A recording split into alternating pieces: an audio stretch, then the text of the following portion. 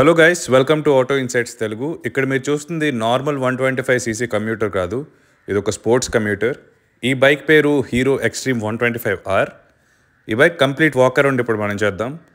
Walk around మాత్రమే కాదు, ride review కూడా ఉంటుంది, సో లాస్ట్ వరకు చూడండి. ఈ బైక్ డిజైన్ మీరు చూడొచ్చు, చాలా స్పోర్టీగా ఉంది. 125cc అస్సలు ఉండదు. చాలామంది కాన్ఫిడెంట్గా ఈ బైక్ని 200 or 250cc బైక్ అనుకుంటారు. డిజైన్ అలా ఉంటుంది. మరి ఇక్కడ ఎల్ఈడి డిఆర్ఎల్స్ ఉన్నాయి.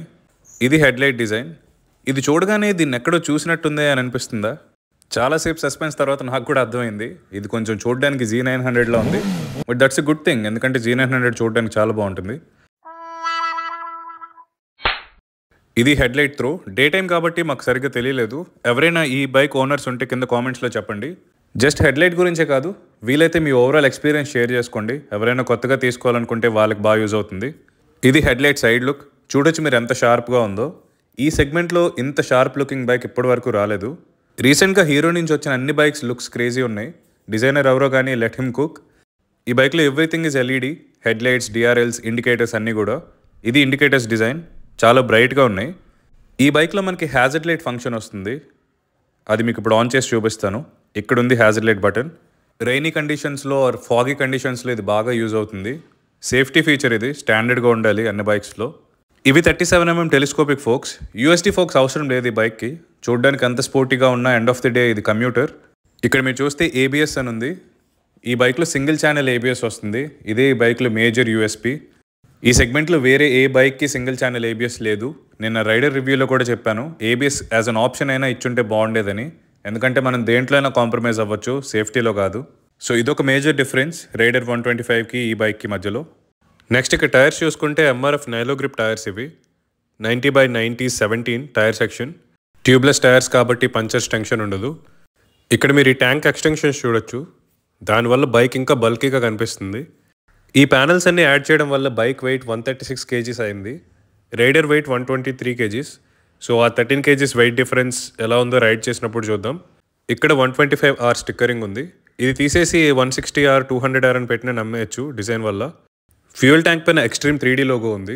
ఇందులో బ్లూ కలర్లో ఉంది. అదే మనం రెడ్ ఆర్ బ్లాక్ తీసుకుంటే ఆ కలర్స్లో ఉంటాయి. Good attention to detail. ఇక్కడ ఫ్యూయల్ ట్యాంక్ డిజైన్ కూడా చూడొచ్చు, డ్యూయల్ కలర్లో ఉంది, బ్లాక్ అండ్ సిల్వర్ కాంబినేషన్లో. ఇంజిన్ చూసుకుంటే ఇందులో 124.7cc air cooled single cylinder engine వస్తుంది. ఇది 11.4 horsepower and 10.5 Nm of torque produce చేస్తుంది. It comes with 5-speed gear box. Kick rod కూడా ఉంది ఇందులో. సో బ్యాటరీ ఎప్పుడైనా ప్రాబ్లం వచ్చినప్పుడు మాన్యువల్గా స్టార్ట్ చేసుకోవచ్చు. ఇది బైక్ సైడ్ లుక్. ఏ యాంగిల్ నుంచి చూసినా బైక్ చూడడానికి బాగుంటుంది. Only down side pillion comfort. Split seat ఉండడం వల్ల అన్ని ఏజ్ గ్రూప్స్ వాళ్ళకి కంఫర్టబుల్గా ఉండకపోవచ్చు, బట్ లుక్స్ కావాలంటే అక్కడ కాంప్రమైజ్ అవ్వాలి. యాక్చువల్గా ఈ బైక్ గురించి నేను గూగుల్లో సెర్చ్ చేసినప్పుడు ఒకటి కనిపించింది.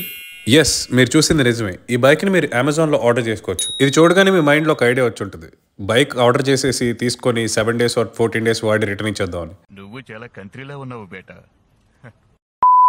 కాబట్టి మనలాంటి వాళ్ళ కోసమే నాన్ రిటర్నబుల్ ఆప్షన్ పెట్టారు. అయినా బైక్ని ఎప్పుడు అలా బుక్ చేయకండి. టెస్ట్ రైడ్ చేసి నచ్చితేనే బుక్ చేయండి. మీరు విజయనగరం ఆర్ వైజాగ్లో ఉండి ఈ బైక్ని టెస్ట్ రైడ్ చేయాలనుకుంటే శ్రీహర్ష మోటార్స్ హీరో డీలర్స్ వాళ్ళ నెంబర్ డిస్క్రిప్షన్ అండ్ పిన్ కామెంట్లో ఉంటుంది. వాళ్ళకి కాంటాక్ట్ చేసి అపాయింట్మెంట్ బుక్ చేసుకోండి. టెస్ట్ రైడ్ చేయండి, నచ్చితేనే బైక్ తీసుకోండి. Coming back to the review. Rear suspension చూసుకుంటే హైడ్రాలిక్ షాక్ అబ్జార్బర్స్ ఉన్నాయి. సస్పెన్షన్ ఎలా ఉందో రైడ్ చేసినప్పుడు చూద్దాం. ఇంకెక్కడ చూస్తే రేర్ డిస్క్ బ్రేక్ లేదు, డ్రమ్ బ్రేక్ ఉంది. Disc brake as an option అయినా ఇచ్చి ఉండాల్సింది. అండ్ ఇది exhaust design. Exhaust note walk around అయ్యాక ఒకసారి విందాం. Tyres are from MRF. ఇందాక చెప్పినట్టు 120/80 17 tyre section. So front 90, rear 120. ఇది రేర్ డిజైన్. ఇందాక చెప్పినట్టు ఆల్ ఎల్ఈడి యూనిట్ వస్తుంది బైక్లో. LED tail light, LED rear indicators. Tyre hugger ఉంది ఇక్కడ. టైర్ హగ్గర్ డిజైన్ కూడా బాగుంది. ఈ బైక్లో ఉన్న ప్రతి కాంపోనెంట్ ఈ బైక్ క్యారెక్టర్తో మ్యాచ్ అవుతుంది. ఇవి పిలియన్ గ్రాబ్ రైల్స్, చాలా వైడ్ ఉన్నాయి. పిలియన్స్కి కంఫర్టబుల్గా ఉంటుంది. ఇన్ కేస్ మీరు సింగిల్ రైడర్ అయితే లగేజ్ కూడా మౌంట్ చేసుకోవచ్చు. ఈ బైక్లో సెంటర్ స్టాండ్ కూడా ఉంది. వాష్ చేసినప్పుడు చైన్ స్ప్రే చేసినప్పుడు బాగా యూజ్ అవుతుంది. ఇది రేర్ సీట్. చూడొచ్చు ఎంత హైట్లో ఉందో. ఇక్కడ కీ హోల్ ఇచ్చారు సీట్ ఓపెన్ చేయడానికి. 794 mm సీట్ హైట్ వస్తుంది ఇందులో. సో షార్ట్ రైడర్స్ కూడా ఈజీగా హ్యాండిల్ చేయొచ్చు. సీట్స్ చాలా వైడ్గా ఉన్నాయి. సీటింగ్ కంఫర్ట్ ఎలా ఉందో రైడ్ చేస్తున్నప్పుడు మాట్లాడదాం. ఇక్కడ స్ప్రింట్ ఈబీటీ అని ఉంది. స్ప్రింట్ ఈబీటీ అంటే smooth power response instant torque. EBT అంటే ఇంజిన్ బ్యాలెన్సర్ టెక్నాలజీ. ఇటువైపు కూడా ఎక్స్ట్రీమ్ 3D లోగో ఉంది. ఈ fuel tank capacity 10 litres, mileage 50 above ఉంటుంది కాబట్టి మంచి ట్యాంక్ రేంజ్ వస్తుంది. ఇందాక నేను చెప్పినట్టు ఇక్కడ silver finish and black finish dual టోన్లో ఉంది. ఇది ఫ్యూయల్ ట్యాంక్ కూడా చాలా మస్కులర్గా ఉంది. ఈ ఫ్యూయల్ ట్యాంక్ ఎక్స్టెన్షన్స్ చూడండి, ఆల్మోస్ట్ ఫ్రంట్ సస్పెన్షన్ వరకు ఉన్నాయి. అందుకే ఇందాక చెప్పా చూడడానికి చాలా బల్కీగా ఉంటుందని. హ్యాండిల్ బార్ కంట్రోల్స్ చూసుకుంటే pass light, high beam, low beam, hazard light button, indicators, horn. ఇది horn sound. Right side engine kill switch, ignition on and off. రైడర్లో ఇంజిన్ కిల్ స్విచ్ లేదు, ఈ బైక్లో ఉంది. ఇది కీ డిజైన్, హీరో లోగో. ఇప్పుడు instrument cluster చూద్దాం. Full digital display వస్తుంది ఇందులో. ఇక్కడ ఇన్స్ట్రుమెంట్ క్లస్టర్ నావిగేట్ చేయడానికి మోడ్ సెలెక్ట్ అని 2 బటన్స్ ఇచ్చారు. ఇందులో ఎక్కువ ఇన్ఫర్మేషన్ ఏం లేదు. 2 ట్రిప్ మీటర్స్ ఉన్నాయి. అవి కాకుండా ఇక్కడ tachometer, speedometer, gear position indicator, time, fuel level indicator, odometer లాంటి ఇన్ఫర్మేషన్ ఉంది.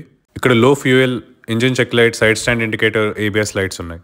ఇప్పుడు ఒకసారి ఎగ్జాస్ట్ నోట్ విందాం.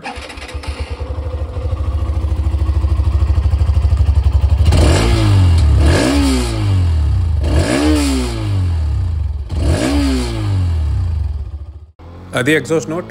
ఇప్పుడు రైడ్ రివ్యూ స్టార్ట్ చేద్దాం. ఈ ఛానల్ మీరు ఫస్ట్ టైం చూస్తున్నట్లయితే ప్లీజ్ సబ్స్క్రైబ్ చేసుకోండి. ఇలాంటి ఆటోమోటివ్ కాంటెంట్ ఇంకా వస్తూనే ఉంటుంది. ఇప్పుడు బైక్ని కంప్లీట్గా రివ్యూ చేద్దాం. ఈ పర్టికులర్ బైక్లో స్పీడోమీటర్ ఆఫ్లో ఉంది, సో ఎంత స్పీడ్లో ఉంటున్నా తెలీదు. I'm sorry for that. కానీ గెస్ చేయండి ఏ స్పీడ్లో ఉండొచ్చు అని.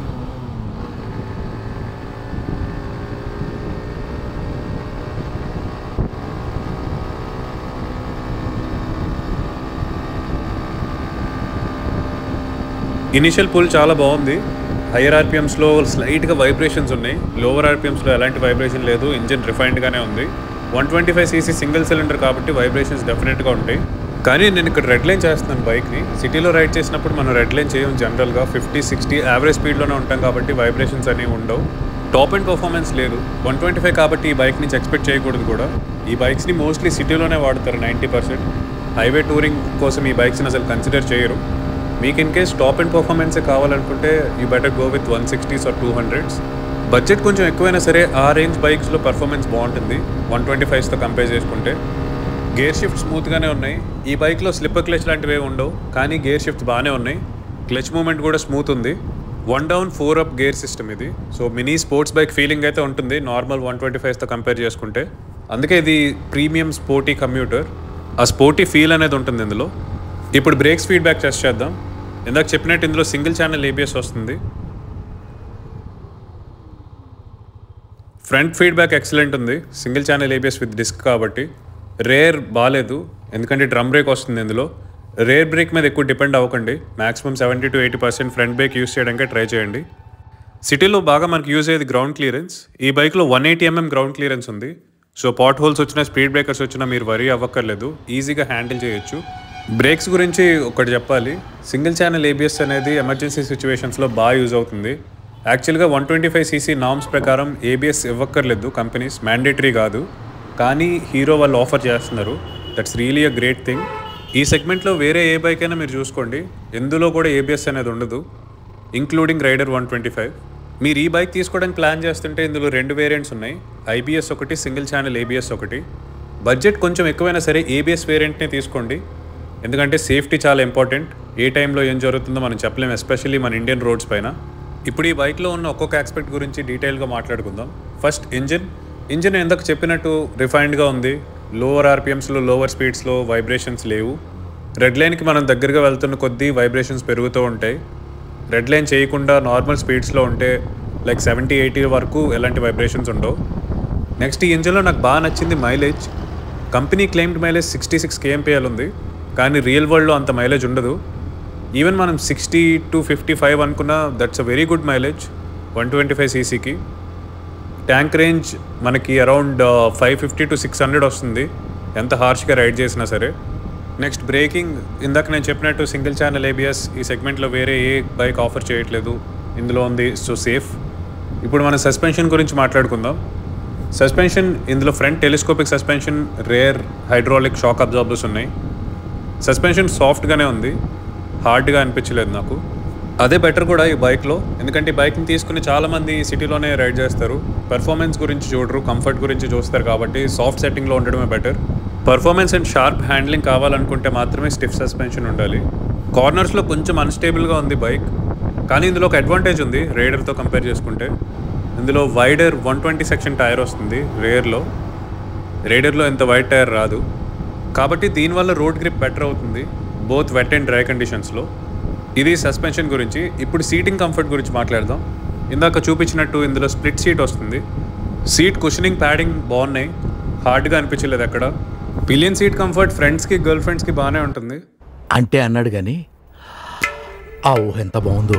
కానీ ఫ్యామిలీకి కొంచెం అన్కంఫర్టబుల్గా ఉండొచ్చు, ఎందుకంటే హైట్లో ఉంది pillion seat. Cushioning padding same ఉన్నాయి. రైడర్ సీట్ ఎంత కంఫర్టబుల్గా అయితే ఉందో పిలియన్ సీట్ కూడా అంతే కంఫర్టబుల్గా ఉంది. That's about the seats. ఇప్పుడు రైడింగ్ పొజిషన్ గురించి మాట్లాడుకుందాం. ఇది ఇక్కడ కొంచెం నార్మల్ కంప్యూటర్స్కి దీనికి డిఫరెన్స్ ఉంటుంది. ఇది కొంచెం స్పోర్టీ కంప్యూటర్ కాబట్టి ఫుట్ పెగ్ పొజిషన్ రేర్ ఇచ్చారు. సో లెగ్స్ స్లైట్గా ఫోల్డ్ చేయాలి. హ్యాండిల్ బార్ పొజిషన్ కూడా ఆల్మోస్ట్ అప్రైటే ఉంది.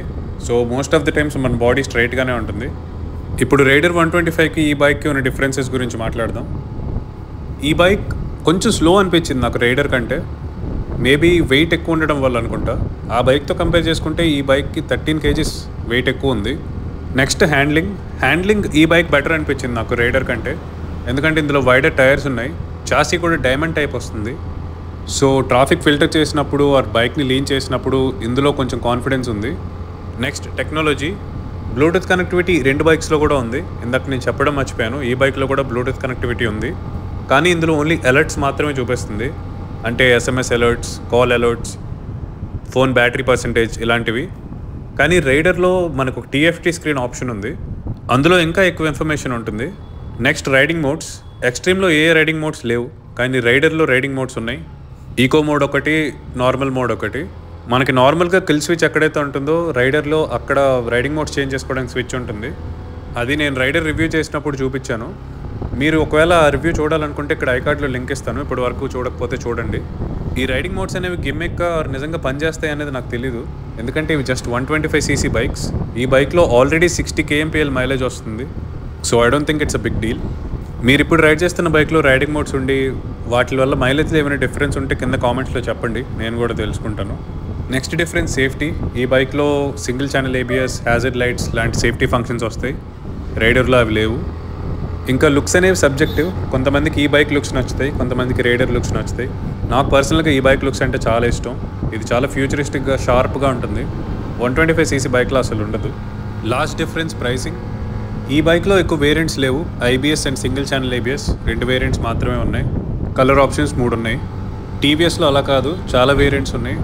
Single seat, split seat, drum, disc, iGo, SSC, SX ఇలా చాలా వేరియంట్స్ ఉన్నాయి.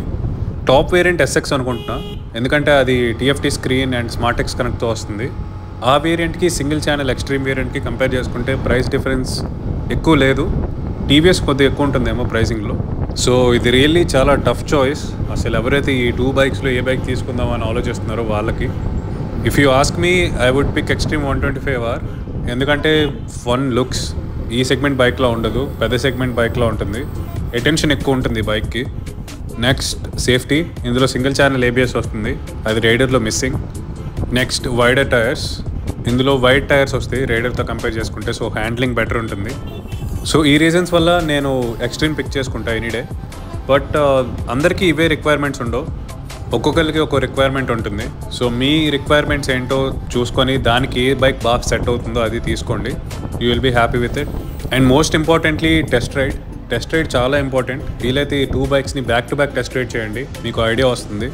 ఇలా ఫొటోస్లో వీడియోస్లో చూసి డిసైడ్ అవ్వకండి, ఎందుకంటే మనం చూసేదానికి పర్సనల్గా ఎక్స్పీరియన్స్ చేసేదానికి చాలా డిఫరెన్స్ ఉంటుంది. That's it for today guys. I hope మీ అందరికీ ఈ వీడియో నచ్చిందని అనుకుంటున్నాను. ఈ వీడియో మీకు నచ్చినట్లయితే లైక్ చేసి షేర్ చేయండి.